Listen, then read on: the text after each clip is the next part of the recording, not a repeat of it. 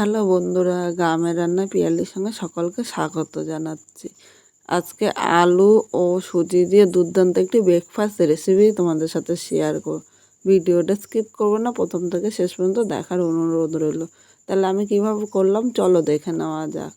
এখানে আমি দুটো আলু নিয়েছি, আলুটা আগের থেকে খোসা ছাড়িয়ে নিয়েছি। এবার এইভাবে আমি পাতলা পাতলা করে কেটে নিলাম। এইভাবে যে কাটতে হবে তা কিন্তু না, তোমরা তোমাদের ইচ্ছা মতো কেটে নিতে পারো, কিন্তু এইভাবে পাতলা পাতলা করে কাটলে একটু সেদ্ধটা কত তাড়াতাড়ি হয়। আর তোমাদের কাছে যদি সময় থাকে তাহলে আলুটা কিন্তু আগের থেকেও সেদ্ধ করে নিতে পারবে। এখানে দেখো কথা বলতে বলতে আলুটা কাটা হয়ে গিয়েছে। এবার আলুটা আমি একটা থালার মধ্যে নিয়ে ভালো করে পরিষ্কার জল দিয়ে ধুয়ে নিয়ে আসবো। আলুগুলো ধুয়ে নিয়ে এসেছি, আর আলুগুলো কিন্তু রেখে দিলে কালো হয়ে যেত, তাই সাথে সাথে জলের মধ্যে ভালো করে ধুয়ে নেবে। এখানে একটা কড়াই বসিয়ে দিলাম, কড়াইয়ের মধ্যে আমি জল নিয়ে নিয়েছি। এবার এখানে আমি দেখো হাফ চামচ লবণ নিলাম, খুব বেশি কিন্তু লবণ নেওয়ার প্রয়োজন নেই। এবার এই জায়গায় যে আলুগুলো আমি কেটে রেখেছিলাম এই জলের উপরে আমি নিয়ে নিলাম। এখন আমি ঢাকা দিয়ে 5 থেকে 6 মিনিট আলুগুলো সেদ্ধ করে নেব। এবার এখানে আমি একটা বাটি নিয়ে নিলাম। এখানে দেখো ছোট বাটির 1 বাটি সুজি নিয়েছি, মানে এখানে 250 গ্রাম সুজি আছে। সুজিটা কিন্তু তোমরা কম বেশি করে নিতে পারো, এর বেশি বা কম হলে কিন্তু কোনো অসুবিধা নেই। এবার এই সুজির মধ্যে আমি অল্প লবণ দিয়েছিলাম, সেই ভিডিওটা স্কিপ হয়ে গিয়েছে। এবার এখানে আমি অল্প জল দিয়ে সুজিটা মাখবো। খুব বেশি জল দেবো না, খুব বেশি জল দিলে সুজিটা কিন্তু পাতলা হয়ে যাবে। একটু গা মাখা করে সুজিটা আমি এইভাবে মেখে নেবো। দেখো সামান্য আরেকটু জল লাগবে, তাই আরেকটু জল দিলাম। এবার ভালো করে সুজিটা জলের সাথে নেড়ে চেড়ে মিশিয়ে নিয়েছি। এখন এই সুজিটা আমি 10 মিনিট রেখে দেবো, তাহলে 10 মিনিটে কিন্তু সুজিটা অনেকটা ফুলে ডবল হয়ে যাবে। 6 মিনিট আবারও চলে এসেছে। এখানে দেখো আলুর জলটা কিন্তু একদম শুকিয়ে গিয়েছে। এইভাবেই তোমরা শুকনো করে নেবে। এবার আমি আলুগুলো একটা থালার মধ্যে তুলে নিলাম। এখন আমি এই আলুগুলো হাতার পেছনটা দিয়ে ম্যাশ করে নেবো। আলুগুলো খুব গরম, তাই হাতে ধরা যাচ্ছে না। আর আলুগুলো এরকমভাবে ম্যাশ করবে যাতে এর মধ্যে দানা দানা না থাকে। আলুগুলো কিন্তু একদম সেদ্ধ হয়ে গিয়েছে। এবার হাতা দিয়ে আমি ভালো করে ম্যাশ করে নিচ্ছি। আর তোমাদের কাছে যদি একটু সময় বেশি থাকে তাহলে কিন্তু আলুটা ঠান্ডা করে হাত দিয়ে ম্যাশ করে নিতে পারো। এখানে আলুটা ভালো করে ম্যাশ করে নিয়েছি। এবার এখানে যে সুজিগুলো রেখেছিলাম দেখো সুজিটা ফুলে কিন্তু ডবল হয়ে গিয়েছে। এবার এই আলুর সাথে সুজিটা আমি নিয়ে নিলাম। এখন আমি এইটা হাতা মানে একটা চামচ দিয়ে আমি সুজি ও আলুটা ভালো করে মিক্স করে নেব। আলুটা যেহেতু শক্ত তাই চামচটা দিয়ে ভালো করে আমি মিহি করে মিক্স করে নিচ্ছি। এখানে আলু ও সুজিটা ভালো করে মেশানো হয়ে গিয়েছে। এবার এই জায়গায় আমি গমের আটা নিয়েছি। তোমরা আটার পরিবর্তে কিন্তু ময়দাও নিয়ে নিতে পারো।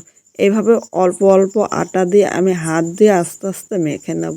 তোমরা হাত বা চামচ দিয়ে মেখে নিতে পারো, কিন্তু এখন মনে হচ্ছে আমার হাত দিয়ে মাখতে বেশি সুবিধা হবে। আর আলুটাও ঠান্ডা হয়ে গিয়েছে, এখন কিন্তু এতটা গরম নেই। এইভাবে অল্প অল্প আটা দিয়ে আমি ভালো করে একটা ডো তৈরি করব। এখন কিন্তু আমার জল লাগবে না, জল ছাড়া তোমরা এইভাবেই তৈরি করে নেবে।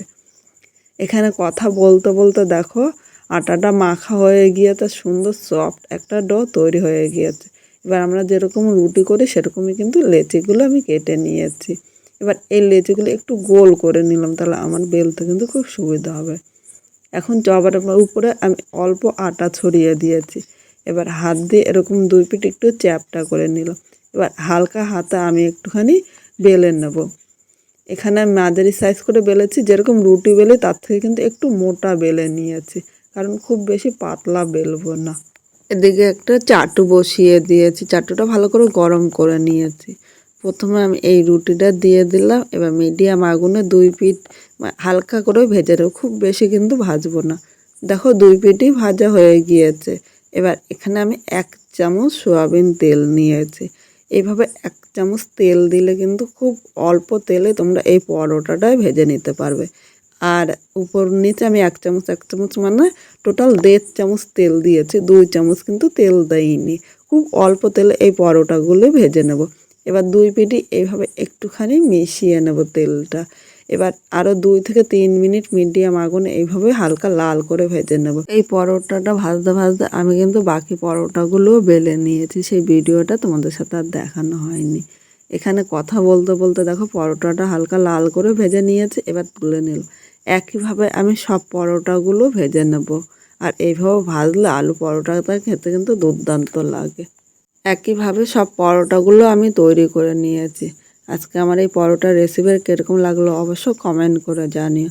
নতুন কোনো বন্ধু যদি ভিডিওটি দেখতে আসো, ভালো লাগলে একটা লাইক, শেয়ার ও কমেন্ট করে সাবস্ক্রাইব করে পাশে থেকে, যাতে এরকম আরও নতুন নতুন ভিডিও আপলোড করলে সবার আগে নোটিফিকেশান আপনার কাছে পৌঁছিয়ে যায়।